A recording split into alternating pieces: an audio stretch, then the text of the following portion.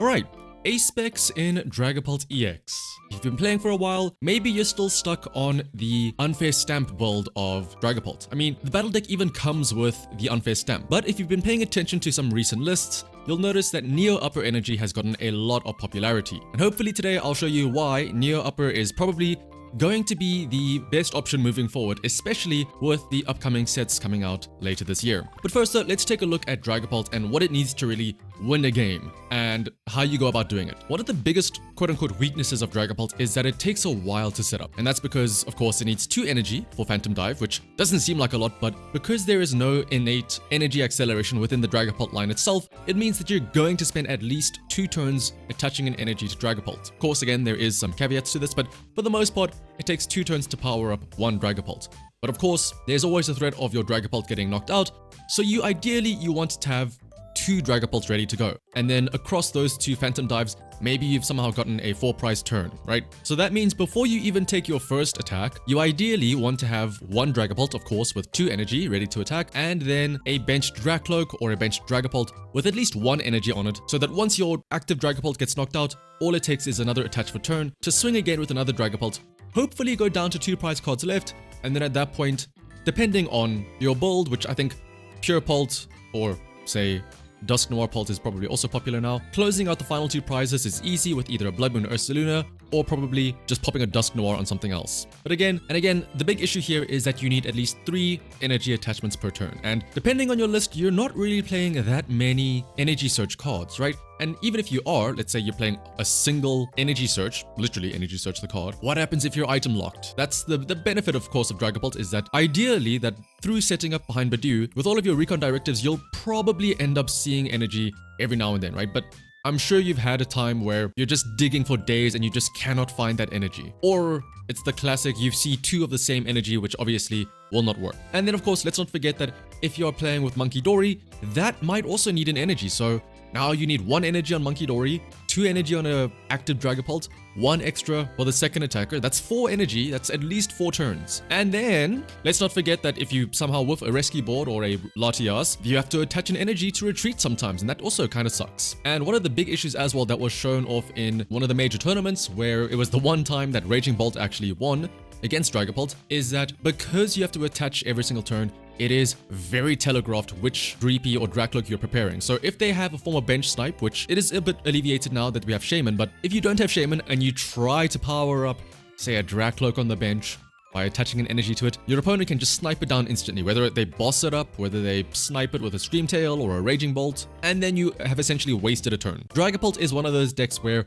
once you are set up, you are pretty much good for the game. The issue is getting that setup, and energy attachment is one of those key points. So let's have a look at some of the Ace Specs that Dragapult has used to run. The first is Sparkling Crystal. This was pretty popular a while back, especially pre-rotation, because this was a great target for Arven, because you could go Rare Candy plus Sparkling Crystal. Now here is the somewhat downside of Sparkling Crystal, is that technically speaking, you still need 2 cards to attack. You need a Sparkling Crystal and an energy. Now yes, you do get around the 1 energy per turn, but at the end of the day, you do still need 2 cards. The other issue is the popularity of Jamming Tower now in the format. Not just from your opponent, but also sometimes your own Jamming Tower, which is something that is becoming a lot popular in Dragapult as well, purely because of the fact that Bravery Charm really hurts you. Firstly, Bravery Charm on Clefairy means that it is no longer able to be one-shot, and also let's say that you do swing with Phantom Dive and you set up that beautiful 4-prize turn, right? You hit the Ogre-Pon with 200, leave it on 10 left, and then you set up the Pheasantipity with 10 as well, and the other Ogre-Pons, and then you're planning for your next turn to just pull up that Pheasantipity, swing into that with 200, take that out, take out the Ogre-Pon as well, and take 4 prizes. And then all of a sudden they play down a Bravery Charm, and now that is no longer an option. Even not just 2 prizes, but also it can stop the very annoying Badu wars, right? The Bravery Charm Badu and stuff like that. And so of course, any of these jamming towers will of course hinder your own Sparkling Crystal. Not just that though, but Tool Scrapper is an item coming out in the new upcoming set, Black Bolt and White Flare, where it's an item card that just simply discards 2 Pokemon tools. But also, the whole concept of Rare Candy plus Sparkling Crystal makes it a little bit harder because item lock is still a thing. So 1, getting an instant attack off with Rare Candy Crystal is not an option.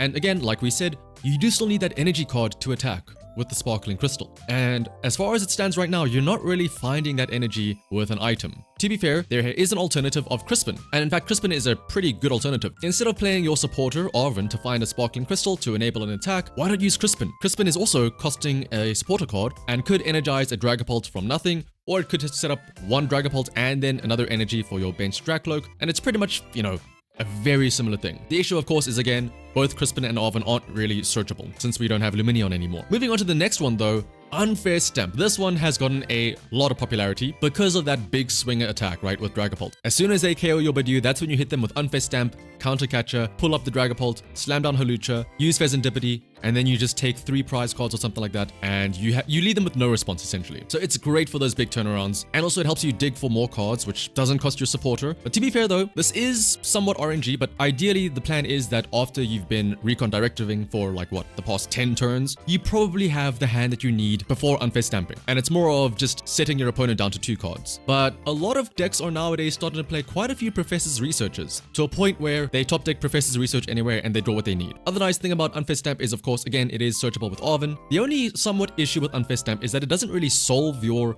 energy acceleration issue, but it just helps you stall out the game and set up a bit longer, right? Because nobody wants to take a knockout into Dragapult when they know they're about to get Unfair Stamped. So Unfair Stamp helps you set up your board in the fact that it deters your opponent from taking out your Pokemon. And it can also buy you some more turns, assuming that they break off of the Unfair Stamp. The only issue though is that it is an item. So I'm sure you've had a time where if the opponent is smart, they'll try and manipulate the damage somehow with, say, a Monkey Dory to a point where they will take a knockout with Bidoof to item lock you. Or if they have a Genesect or something, they stop Unfair Stamp entirely. But speaking of energy acceleration though, I know I've been speaking with asterisks here. Unfair Stamp is still a good option in specifically Charizard Dragapult because of the fact that Charizard is essentially fixing your energy acceleration. You don't have to worry about Sparkling Crystal, you don't have to worry about Neo Upper Energy. All you need is a Charizard, because of course you can attach 2 energy to the Charizard for its own attack, and then one of those can be to a Dragapult. Or you can even distribute it any way you want. Attach 1 to Dragapult, 1 to another Dracloak, and then 1 for free, wherever else. And then of course, all you need then is a Luminous Energy on the Dragapult. But coming over to Neo Upper Energy now, the star of the show. At its core, it is still very similar to Sparkling Crystal. It essentially allows you to attack in 1 turn out of nowhere. Although the nice thing about this compared to Sparkling Crystal is that it instantly allows you to attack for 1 card only. If you have Neo Upper Energy, you have the attack, unlike Sparkling Crystal where if you have Sparkling Crystal in hand, you still need another energy. And then we were talking about Sparkling Crystal being removable or able to be shut down by Jamming Tower, but Neo Upper Energy, the only way to remove it is with cards that remove a special energy, which is Enhanced Hammer, Giacomo, Ruffian, or Megaton Blower. And let's be real, you guys probably didn't even know that half of those cards existed until I said them. Now yes, you are no longer running Unfair Stamp, but you can still disrupt with Iono, so that is still an option. And like I mentioned earlier, now that we have Shaman, it is a lot safer to attach Neo Upper, or I guess you could say Sparkling Crystal as well, to your bench, because there's nothing worse than, say, attaching Neo Upper Energy to Dreepy, only to have it knocked out by a snipe attack, and then there goes your Ace Spec for the game. But thankfully, with Shaman, we can kind of prevent that. So let's say you have Neo Upper Energy in your opening hand. It might seem like a risk to attach it so early, but if you're worried about getting Ionoed and having that sent to the bottom of the deck, you can reliably attach it and hope that they don't gust it up and KO. That is of course still a concern. The other nice thing about Neo Upper Energy is that you no longer need to worry about having the correct energy. Again, the issue with slowly energizing, I'm sure we've had that same issue where, let's say you've attached a fire energy to one of your Dracloaks, and then you recon directive, and then you find another fire energy, and it's like, why couldn't this be a luminous or a psychic energy? This does not care. This is just attach it and then you're ready to go. The one downside of this Neo Upper Energy though is that unlike Unfair Stamp and Sparkling Crystal, it cannot be searched. But again, through your digging through recon directives, ideally you'll be finding this sooner rather than later. But there is an asterisk to that. But first though, let's have a look at some other lists. This is Todd Recklev's list from the recent NAIC where he placed 3rd, and for the most part it's your pretty standard-ish pure Pult list. The one thing I want to highlight though is that there are no Arvens and there are no tool cards, because again, you're wanting to play Jamming Tower now to prevent any possible Bravery Charms from messing up your big 4-prize swing, or just being able to return KO a Clefairy when that is established, because that is a major threat to Dragapult. And so, if you're playing Jamming Tower, that means that you're probably not playing that many tool cards. And if you're not playing that many tool cards, you're probably not playing that many Arvins. And if you're not playing that many Arvins, you're probably not going to be able to search out your counter catches or say unfair stamps or your item cards like that. And so now your line in the game can essentially be turn 1, Neo Upper Energy, turn 2, attach a Fire Energy, turn 3, you're ready to attack. That's of course in the ideal scenario where you have everything set up, you don't need Monkey Dory, and for whatever reason your opponent is bricking and they won't have a response to you. Here's another list by Bodie Robinson, placing 9th, also running Neo Upper Energy. And you'll notice again, even though there's no jamming tower, there's also no tool cards, and even Dusk Noirs, which can really help accelerate a game a little bit with some extra damage, because this can also then deal with that Clefairy, right? If you have a Bravery Charm, sure, you may not be able to turn it off with a jamming tower, but you can negate the 50 extra HP by just using Curse Blast on it. But all of this to say that this is a somewhat more aggressive quote-unquote Dragapult build, because again, you're energizing a lot faster and you're not really hoping to stall out and set up behind Badoo and Unfair Stamp, because again, odds are they will probably draw out of it because of how many decks are playing Professor's Research right now, or because of how consistent certain decks are. Take for example Marnie's Grimmsnarl. If they have Spikemouth Gym up, sure, you can Unfair Stamp them. Sure, you can then also use Phantom Dive and knock out one of their Grimmsnarls. What's stopping them from just using Spikemouth Gym to get another one out of the deck, right? Unfair Stamp means nothing to them because they can search out the Pokemon that they need directly. But now, coming over to the next sets. One of the biggest issues, quote-unquote, with the Neo Upper Energy is that you have to hope that you draw into them. That's why you saw Bodhi and Todd both playing Professor's Research to help dig for those cards. But in Black Bolt and White Flare, we are getting a new card called Hilda. And what that does is it lets you search your deck for an Evolution Pokemon and an Energy card. And this is pretty much exactly what Dragapult wants. We already play Jacques, which finds 2 Evolution Pokemon, or Brock Scouting, which sometimes only gets you 1 Evolution Pokemon. How about Hilda, which can get you an Evolution Pokemon, so a Dracloak or a Dragapult, and an Energy. And not just any basic energy, like literally any energy. You can get Neo Upper Energy for your instant attack. You can get a Luminous Energy to slowly establish your Dracloaks. You can get a Luminous Energy for your Monkey Dory if you need it.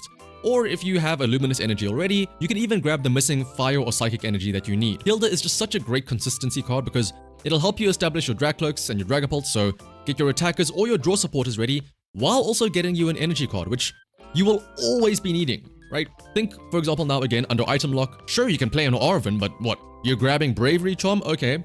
And you're gonna grab a counter catcher that you're not going to be able to use? Hilda will get you 2 cards that you are almost guaranteed going to be using that turn. But that's of course from the Dragapult side.